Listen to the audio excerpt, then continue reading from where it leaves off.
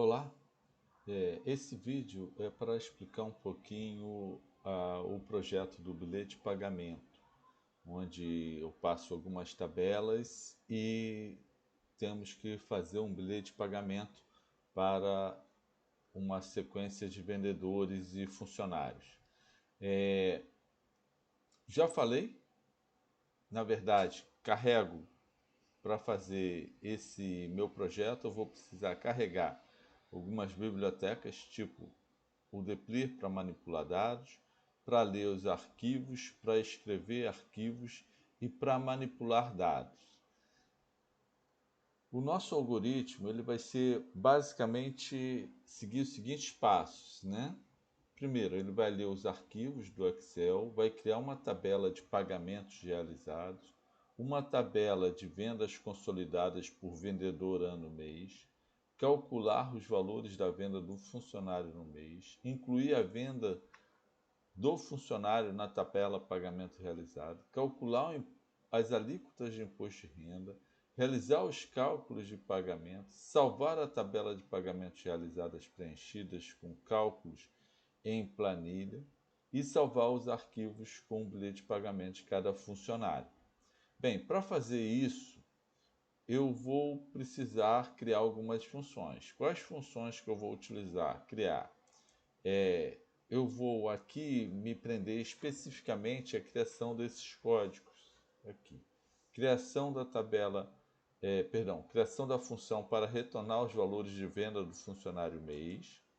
Criar uma função para incluir a venda do funcionário na tabela pagamentos realizados, para incluir as alíquotas de imposto de renda, outra para realizar os cálculos todos de comissão, vendedores e gerentes, e realizar os cálculos todos do pagamento.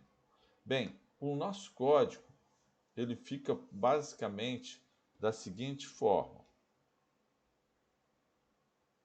Primeiro passo, lendo os dados, eu leio as minhas tabelas,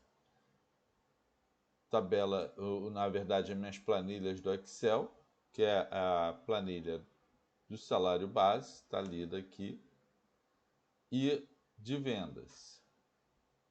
Feito isso, eu vou para o próximo passo. Na verdade, eu criei essas tabelas, né? Isso aqui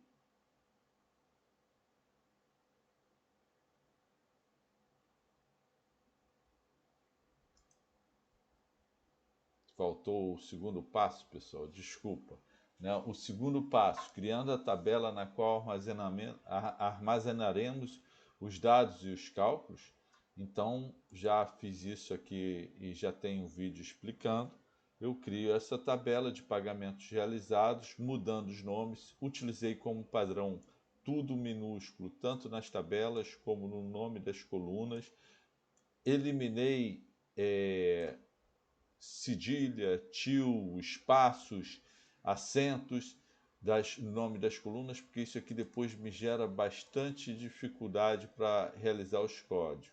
Então agora todas as minhas colunas elas têm nomes com letras minúsculas. Eu crio outras colunas conforme está lá no projeto para vocês. Em seguida, eu crio a tabela venda consolidada, onde eu agrupo a minha tabela de vendas, que tem 113 mil linhas, né? 113.202 linhas, em vendas por mês dos vendedores. Ou seja, eu consigo consolidar a tabela, né? Os dados dos vendedores, ou seja, o vendedor de código 1 no ano 2017, mês 1, vendeu esse valor. Então, o nome da nova tabela que eu crio é venda consolidada. Isso aqui é uma prática para o grupo Buy e o Summarize, né? E eu organizo essa minha tabela por ano, mês e vendedor. O meu terceiro passo, pessoal, é a venda funcionários, venda mês. Eu crio uma função para calcular, né, função para retornar os valores de venda do funcionário no mês. Ou seja, eu vou pegar dessa tabela venda consolidada o valor de cada funcionário, ou seja, quanto cada funcionário vendeu naquele mês. Essa função é só para isso. Ou seja, eu quero saber aqui, ó, venda consolidada. Quanto o funcionário 1102 vendeu no mês 7 do ano de 2018. E aí ele vai retornar esse valor aqui. Bem, essa é a função. Quando eu clico aqui, eu expando a função e eu vou explicar depois uma dessas funções, essa função especificamente para vocês detalhadamente, para que vocês possam construir outras funções.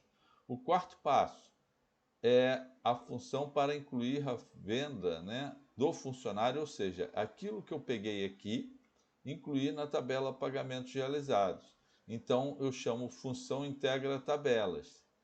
De novo, eu expando, né, aqui quando eu quero, nessa setinha, ou reduzo. Sempre que eu faço, vejam bem, sempre que eu faço uma função, eu testo essa função. Eu chamo ela para ver se ela consegue atualizar aqueles meus dados, tá? Então, a mesma coisa aqui. Quarto passo, eu incluo, né, a função integra tabelas, que eu incluo a venda consolidada no pagamentos realizados. Então, veja bem, aqui, ó, dados de entrada dessa função. É interessante ver isso aqui. Eu tenho como dado de entrada o ano do bilhete de pagamento, o mês do bilhete de pagamento que eu quero calcular, a venda consolidada, que eu estou passando aqui, essa tabela que eu criei de 601 linhas, e pagamentos realizados. Ótimo. Testo a função. Quinto passo, calculo a alíquota do imposto de renda. De novo, reduzir aqui, né, a alíquota de imposto de renda e faço o teste da minha função. Sexto passo, calcular as comissões dos vendedores e gerentes. Então, eu tenho uma função porque a comissão do vendedor e gerente é diferente. Então, eu tenho que ter um processo de seleção para fazer o cálculo diferente de cada uma dessas comissões. Sétimo passo, eu faço os cálculos, todos os outros cálculos que eu tinha que fazer. Então, eu vou fazer o cálculo do INSS, do salário líquido, da parcela do empregador, do fundo de garantia. Todos esses cálculos são feitos aqui com essa função. Dados de entrada, pagamentos realizados, saída, de novo, também são os pagamentos realizados. Função para verificar os funcionários. Essa função eu não tinha explicado lá em cima, mas na verdade isso aqui é uma, vamos dizer assim, uma simplificação que eu faço para tentar facilitar. Por que a gente faz isso? Quando a gente faz a tabela pagamentos realizados e ela já foi feita, essa tabela ela vem com os dados de todos os funcionários de todos os anos até hoje. Como o cálculo de pagamento, né, como o pagamento eu vou fazer somente de determinado mês-ano para fazer o bilhete de pagamento, que o bilhete de pagamento se refere a mês-ano, essa função ela vai calcular, ela vai tirar daquela função ali, pagamentos realizados, aqueles contratos que se referem a mês-ano. Então, olha só, eu retorno aqui a função mês-ano somente aqueles funcionários que têm que estão trabalhando naquele mês-ano. Senão, eu, eu fico com um monte de lixo na tabela pagamentos realizados. Ele deixa o código mais limpo, mais puro. Eu vou explicar mais para frente aqui. E aqui, pessoal, é o código mesmo, ou seja, depois que eu crio todas aquelas funções, eu realizo o bilhete de pagamento. E aqui, por exemplo, eu quero o bilhete de pagamento para o ano tal, 2022, e para o mês tal. O que eu faço? Então, eu boto pagamentos realizados. Eu já boto aqui no mês de pagamento o mês do bilhete de pagamento, que é esse aqui. O ano, já boto aqui também, já defino qual é o ano. Isso aí vale para todos os registros. Seleciono aqueles que estão com contrato ativo, ou seja, já mantenho somente aqueles funcionários que estão trabalhando naquele mês-ano, é aquela função última que eu apresentei.